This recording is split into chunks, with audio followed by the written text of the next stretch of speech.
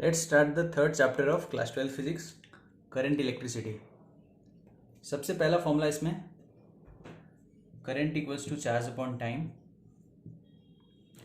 अगर चार्ज कभी टाइम के फॉर्म में गिवन हो तो करंट का फॉर्मूला हम यूज करते हैं D Q upon D T.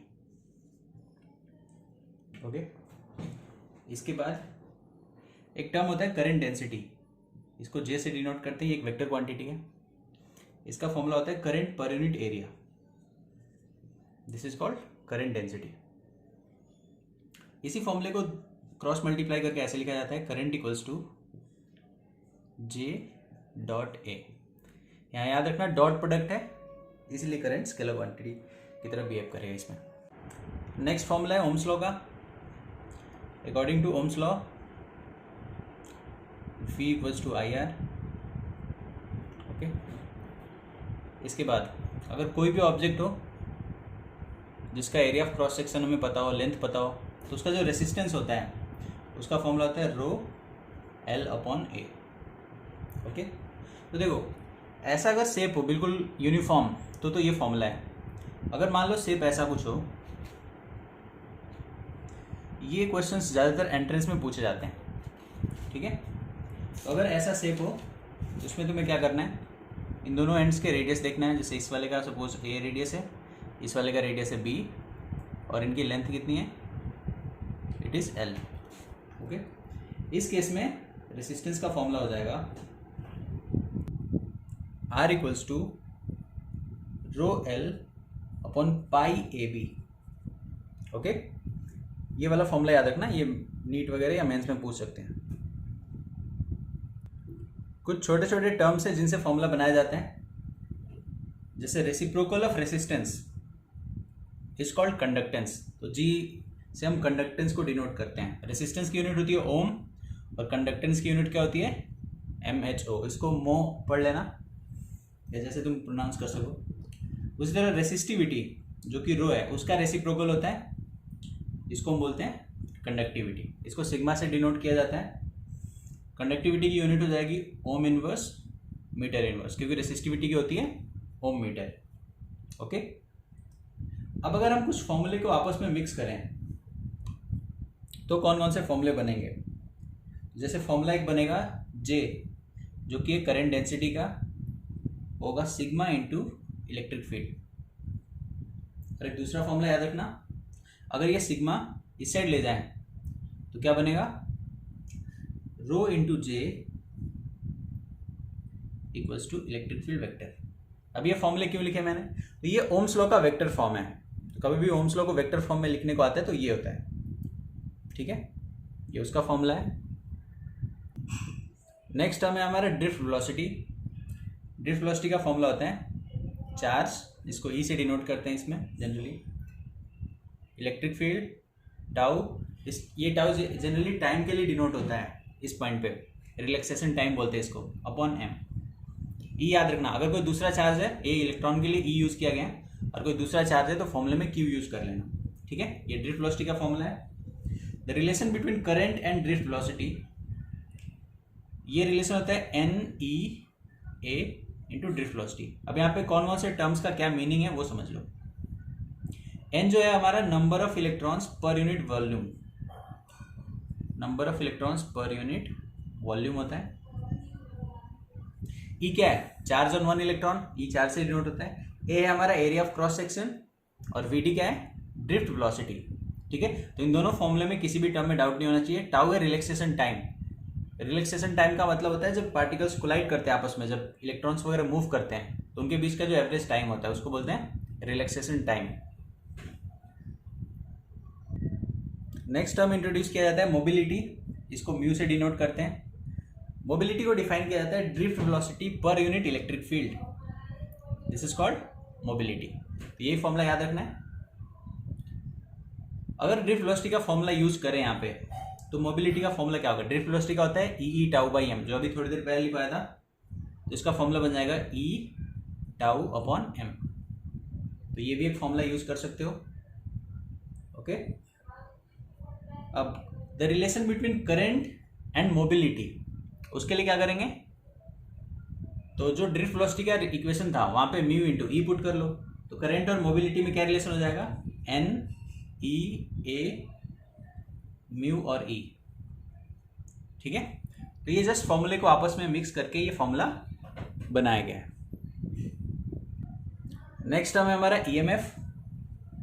वैसे तो इसका फुल फॉर्म होता है इलेक्ट्रोमोटिव फोर्स, बट ये भी वोल्टेज होता है। ईएमएफ और पोटेंशियल डिफरेंस यानी जो हमने वी पढ़ा था उनमें एक रिलेशन होता है, EMF equals to V plus I into small R. ये स्मॉल आर होता है internal resistance of the cell. जैसे कोई सेल है जिसका इंटरनल रेसिस्टेंस आर है, यहाँ पे कोई दूसरा रेसिस्टर है, ये एक्सटर्नल है कैपिटल आर, तो जो रिलेशन होगा ई इक्वल्स टू होगा वी प्लस आई आर। ठीक है, ऐसे केस में वोल्टेज हो गया इसका आई इंटू आर।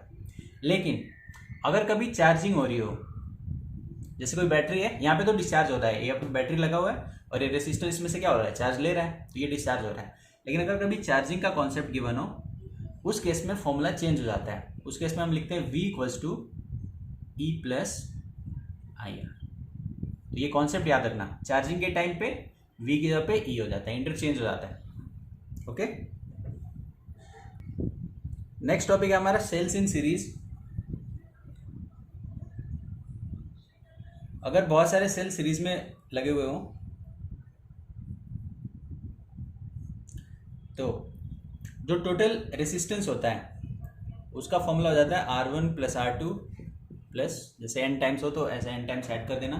जो टोटल ईएमएफ होता है सीरीज में उसको भी ऐसे इसी फॉर्मूले से निकालते हैं, E total equals to E1 plus E2 plus plus plus. ठीक है, याद रखना बुक में ईएमएफ को स्लाइटली ऐसे करके दिखाया जाता है क्योंकि ये इलेक्ट्रिक फील्ड जैसा दिखने लगता है। ठीक है, तो ये ई थोड़ा ऐसे बनाना। नेक्स्ट है, अगर कभी सेल्स पैरेलल में लगे हों तो टोटल रेसिस्टेंस निकालते हैं कुछ इस फॉर्मूले से, 1/r total is 1/r1 plus 1/r2। और टोटल जो ईएमएफ निकालना होता है वो इस फॉर्मूले से होता है, E/r equals to E1/r1 plus E2/r2। अगर n टाइम्स हो तो ऐसे कर लेना। और हाँ, एक चीज़ याद रखना, पैरेलल में है तो ईएमएफ सेम हो तो सब में सेम ईएमएफ जाता है क्योंकि पैरेलल में वोल्टेज सेम रहता है। बाकी निकालने का ये फॉर्मूला होता है, इस फॉर्मूले का यूज़ करना अच्छे से। इसके बाद टॉपिक होता है हमारा Kirchhoff's law. According to Kirchhoff's law दो लॉ होते हैं इसमें। पहला होता है जंक्शन लॉ। जंक्शन लॉ के अकॉर्डिंग किसी भी जंक्शन पे यानी जहाँ पे वायर्स मीट कर रही हो, जितना इनकमिंग करंट होगा उतना ही आउटगोइंग करंट होगा। जैसे यहाँ पे 3 वायर्स हैं, 2 वायर्स है जो इनकमिंग है, इस पॉइंट की तरफ आ रही है, और एक जा रही है, तो हम लिखेंगे I1 plus I2 equals to I3। ठीक है, तो सिंपल फॉर्मूला है, incoming current equals to outgoing current.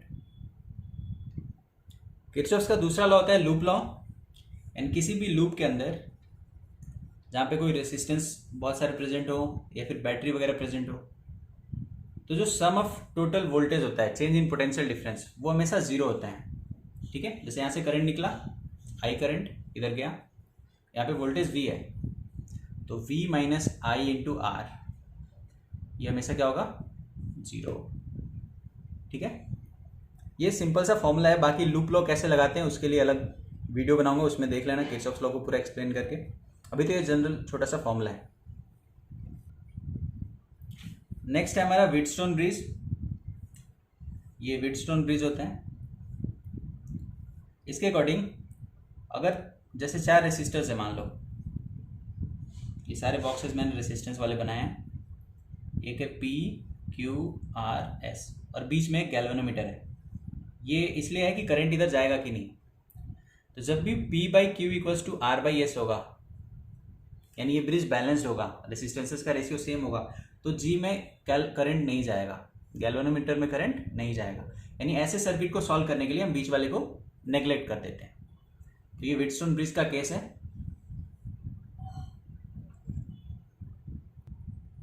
इसी कॉन्सेप्ट का यूज हम मीटर ब्रिज में करते हैं। ये एक मीटर ब्रिज का सेटअप है, देख लो। इसके अकॉर्डिंग जैसे तुम लोगों ने रेसिस्टेंस का फॉर्मूला पढ़ा था, R equals to rho L upon A। ठीक है, तो रेसिस्टेंस और लेंथ में क्या है, डायरेक्टली प्रोपोर्शनल होते हैं। उसी का यूज करके हम क्या करते हैं, फॉर्मूला लिखते हैं X अपॉन R, मतलब ऊपर वाला रेसिस्टेंस का ratio, equals to L upon 100 minus L। Okay, ये फॉर्मूला मीटर ब्रिज के लिए अप्लाई होता है। ये बहुत ही सिंपल क्वेश्चंस आते हैं इस पे, मीटर ब्रिज पे। हाँ, बट आते जरूर है क्वेश्चंस। सबसे लास्ट में पोटेंशियोमीटर पे।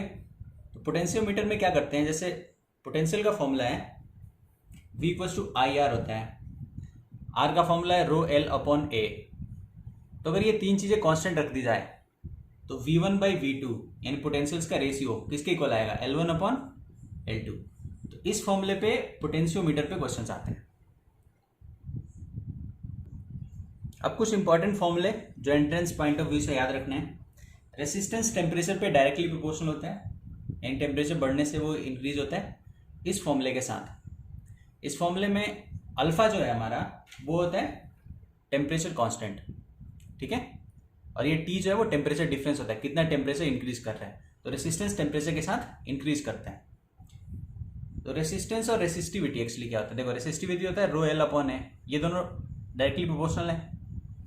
यानी अगर रेसिस्टिविटी की बात करें तो टाइम के साथ या टेम्परेचर के साथ, ये रेसिस्टिव वर्सेस टेम्परेचर मैंने ग्राफ बनाया, तो मेटल्स का क्या होता है, इंक्रीज करता है रेसिस्टिविटी वर्सेस टेम्परेचर बनाते हैं तो, ठीक है। मेटल्स या कंडक्टर्स लिख सकते हो, किसी भी कंडक्टर का टेम्परेचर के साथ रेसिस्टिविटी इंक्रीज करता है। इंक्रीज इस ऑर्डर में भी हो सकता है या फिर इस ऑर्डर में भी हो सकता है, बट इंक्रीज करता है, ओके। कुछ मटेरियल्स होते हैं जो कंडक्टर्स भी नहीं होते, इंसुलेटर्स भी नहीं होते, जैसे सेमी कंडक्टर्स। ये एक पॉइंट याद रख लेना कि सेमी कंडक्टर का क्या होता है, टेम्परेचर बढ़ने के साथ रेसिस्टिविटी क्या होती है, डिक्रीज होती है, ओके। तो ये ग्राफ्स इंपॉर्टेंट होते हैं इस चैप्टर में। बाकी न्यूमेरिकल्स की अच्छे से प्रैक्टिस करो, सारे फॉर्मूले नोट करके रख लो। See you in the next video.